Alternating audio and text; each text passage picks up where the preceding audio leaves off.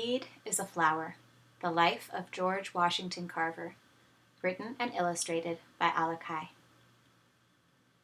When George Washington Carver was born, he had many things against him.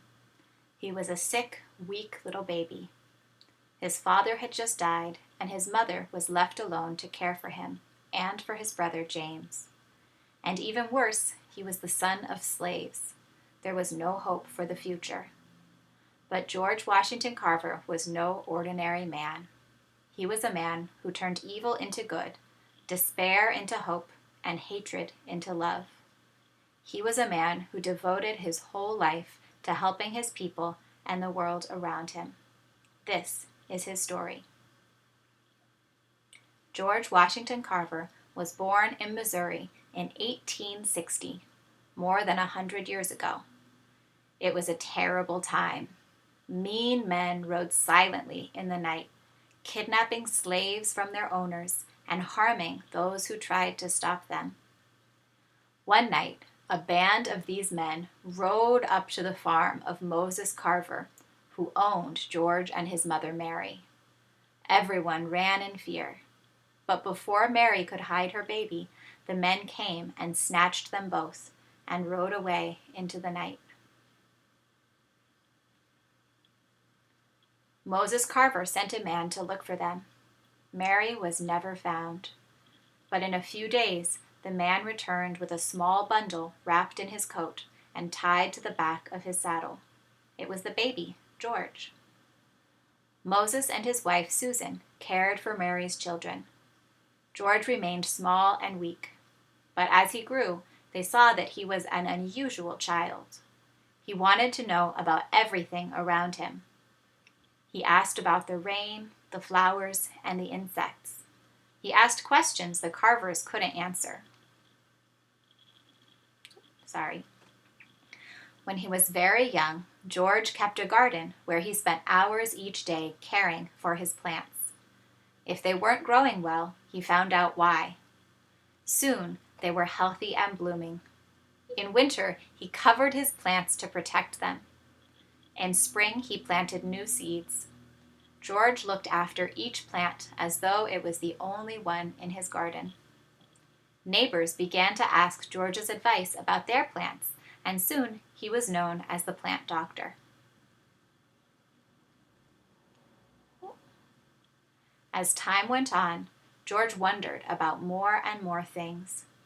He wanted to learn and yearned to go to school.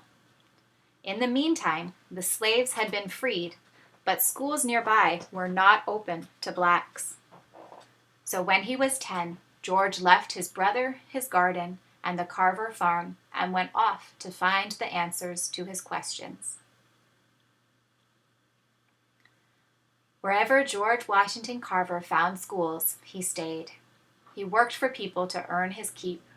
He scrubbed their floors, washed their clothes, and baked their bread. Whatever George did, he did well. Even the smallest chore was important to him. Some people took George in as their son. First, he stayed with Mariah and Andy Watkins, who were like parents to him. Then he moved to Kansas and lived with Aunt Lucy and Uncle Seymour. They too loved this quiet boy who was so willing to help. George worked hard for many years, always trying to save enough money for college. Other boys, who had parents to help them, were able to enter college much sooner than George. He was 30 before he had saved enough. Still, it was not that simple. Not all colleges would admit blacks, even if they had money to pay. George was not discouraged.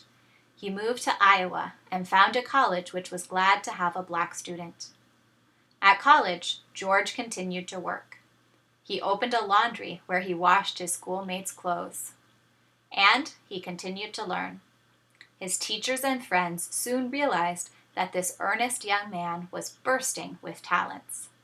He played the piano, he sang beautifully, and he was an outstanding painter.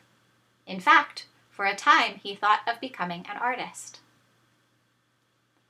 But the more George thought of what he wanted to do, the more he wanted to help his people. and he remembered that his neighbors used to call him the plant doctor. He had never forgotten his love for plants.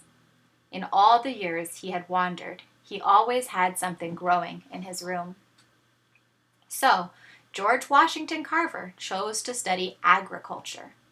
He learned about plants, flowers, and soil. He learned the names of the weeds. Even they were important to him. He often said, "A weed is a flower growing in the wrong place." He still asked questions. If no person or book could answer them, he found the answers himself. He experimented with his own plants and found secrets no one else knew.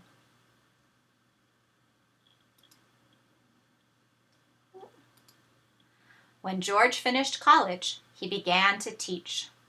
He was asked to go to Alabama, where a college for blacks needed his talent. It was there, at Tuskegee Institute, that George Washington Carver made his life. In Alabama, Professor Carver taught his students and the poor black farmers who earned their livelihood from the soil. He taught them how to make their crops grow better. Most of the farmers raised cotton, but sometimes the crops were destroyed by rain or insects, and the farmers couldn't earn enough to eat. Professor Carver told them to plant other things as well. Sweet potatoes and peanuts were good crops. They were easy to grow. He said that raising only cotton harmed the soil. It was better if different crops were planted each year. The farmers did not want to listen. They were afraid to plant peanuts and sweet potatoes. They were sure that no one would buy them. But Professor Carver had experimented in his laboratory. He had found that many things could be made from the sweet potato. He made soap, coffee, and starch. He made more than 100 things from the sweet potato. And even though people in those days called peanuts monkey food, Professor Carver said they were good for people too. Besides, he found that still more things could be made from the peanut. Paper, ink, shaving cream, sauces, linoleum, shampoo, and even milk. In fact, he made 300 different products from the peanut. Once, when important guests were expected at Tuskegee, Dr. Carver chose the menu. The guests sat around the table and enjoyed a meal of soup, creamed mock chicken, bread, salad, coffee, candy, cake, and ice cream. Imagine their surprise when they learned that the meal was made entirely from peanuts. Slowly, the farmers listened to George Washington Carver. They planted peanuts and sweet potatoes. Before they knew it, these became two of the most important crops in Alabama. Soon the whole country knew about Dr. Carver and the great things he was doing. He was honored by presidents and other important people. Every day, his mailbox bulged with letters from farmers and scientists who wanted his advice. He was offered great sums of money, which he turned down. Money was not important to him. He did not even bother to check many of the checks he received. He did not even bother to cash many of the checks he received. Throughout his life, George Washington Carver asked nothing of others. He sought only to help. He lived alone and tended to his own needs. He washed his clothes and patched them too. He used the soap he made and ate the food he grew. Dr. Carver was asked to speak in many parts of the world, but he did not leave Tuskegee often. He had things to do. He continued to paint. He worked in his greenhouse and in his laboratory, where he discovered many things. He discovered that dyes could be made from plants and colors from the Alabama clay. Even when he was over 80 and close to death, Dr. Carver kept working. Night after night, while the rest of the town lay asleep, a light still shone in his window. The baby born with no hope for the future grew into one of the great scientists of his country. George Washington Carver, with his goodness and devotion, helped not only his own people, but all peoples of the world. The end.